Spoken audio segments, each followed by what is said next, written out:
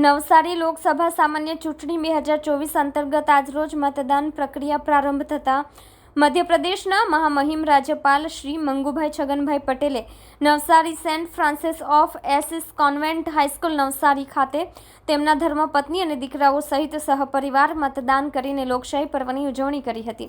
આ પ્રસંગે તેમણે સૌ મતદારોને અપીલ કરતા જણાવ્યું હતું કે આ દેશનું સૌથી મોટું પર્વ છે। દરેક નાગરિકે પોતાનો કિંમતી અને પવિત્ર મત આપી સંવિધાન દ્વારા આપવામાં આવેલા અધિકારનો ઉપયોગ કરવો જોઈએ।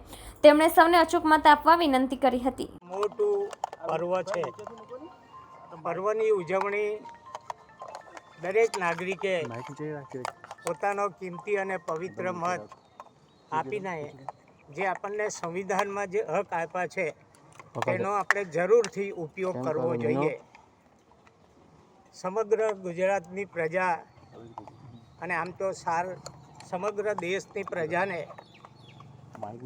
વિનંતી કરું છું કે આજના આ પર્વનો પૂરો લાભ લઈને કિંમતી અને પવિત્ર મત જે આપવાનું કામ છે એ આપણે પ્રથમ કરવું જોઈએ। એને માટે આપ સૌને હું નમ્ર અપીલ કરું છું। આભાર।